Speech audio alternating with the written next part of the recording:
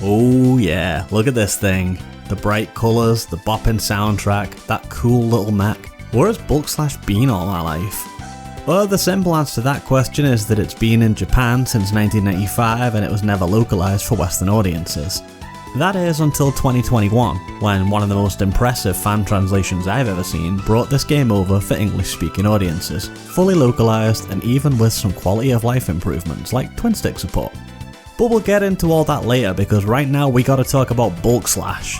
What's it all about? Well, first of all, it's about this bitchin' rad title screen with the face-melting guitar, and then it's about these snazzy high-tech mission briefings, and then once we drop into the action, it's about kind of being Mega Man Legends meets Armored Core meets Gunstar Heroes. Quite based, indeed.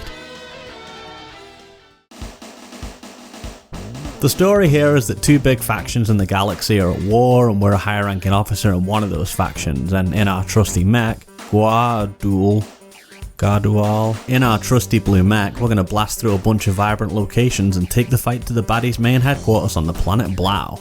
All the planets are named after German colours, you see. And we're not alone in our quest, because each stage lets us pick up a different navigator, and they all help us to locate our objectives.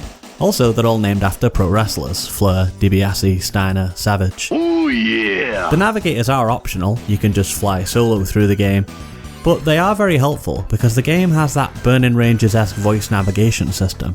Your chosen navigator will sporadically update you on where targets are, where bad guys are, and what weapons you're getting hit with. They'll also flirt with you sometimes because there's kind of a dating sim element in this game.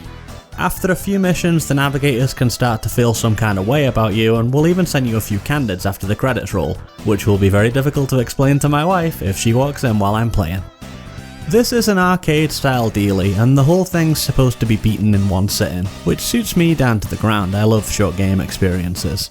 Your save file updates each time you beat the final boss, and so you gradually unlock more navigators in the character select screen as you take them through the game. You can even get a secret final navigator once you max out all the other ones. The stages themselves are pretty goddamn beautiful. The mixture of our 2D mech sprite roaming around the fully 3D low poly cities, bases, spaceships, it just looks super lush, I think. Big shout out to the control scheme here for making it easy to strafe, jump, shoot and transform into a plane, because yes, our mech can transform into a plane at any time. And then of course we have a totally different configuration for flight controls, which includes a button to change gears up and down to easily alter your speed mid-battle. Both modes work great with the twin stick too, which is now supported thanks to the effort of the folks who localised this thing. So in short, the game looks and feels incredible, and that really makes me want to explore all these big maps. In my experience, exploration is always rewarded too. You might find some cool weapons like the flamethrower or the Bezier blaster, kind of a Ghostbusters gun. You might find that stage's navigator, and you might even just find the nice spot to stroll through and take in the sights. My usual passions of finding made up in-world brands and looking at low poly objects are very much indulged here. And even though this is both a time attack and score attack game, you'll probably never want to rush through it or else you'll risk missing out on some really cool stuff. Even just little things like how if you bomb these warehouses, they'll unleash their payloads into the atmosphere in a cool little animation that's totally optional. Like they didn't need to do that, it just looks cool. Or bigger things like this Half-Life 2 Strider enemy that only patrols in one specific zone on one specific map. It's a lot of polygon modelling for one missable enemy. But when you do want to knuckle down and get into the action, boy oh boy, are you in for a treat. The vast majority of the game is based around combat of course, but there are still some nuances to the systems. For instance, you've got infinite ammo with your basic blaster, so you could theoretically just run through each stage with the trigger held down and you'd be okay. However, you're not going to rack up much of a score that way. And scores here are important, since a bigger score means bigger love from your chosen waifu, and so they'll level up more. Thus, in both mech mode and plane mode, you never want to be just constantly shooting, because if you chill off that trigger for a second, a meter's going to build up and let you do a special attack. Missiles if you're in the air, a grenade launcher if you're on the ground. And this game is very much built around the idea of chain reactions. Let's say you see a few basic turrets and tanks guarding a target.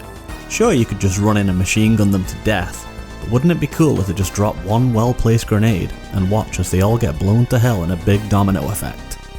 I choose to show off with the high score tactics in this game because I want Colin Steiner to like me.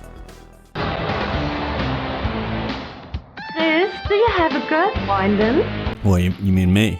You're asking me if I have a girlfriend? Gosh, gee, let me... Yes, I'm married. I've talked a lot of sugar about the visuals and the gameplay here, but let us not overlook that absolutely ripping soundtrack. Every track complements each level perfectly. There's plenty of variety in this soundtrack, but mostly we got a lot of drive-in guitar-based heavy metal full of awesome solos and plenty of cheesy synth leads giving us a big upbeat heroic feel. Also worth noting if you're playing this English patch is that some of these tracks were actually completely re-recorded. If I recall correctly, there was an issue with some scenes where voice files and music files were merged onto one track and couldn't be separated. Since the team wanted to do a full English dub, they had to separate the music out, which literally meant redoing it from scratch as accurately as they could, and it sounds fabulous. Incidentally, that dub absolutely slaps. I know there's the eternal debate about sub versus dub, and I don't really come down on either side, I just think whatever works is great. But in this case, the dub voices are awesome.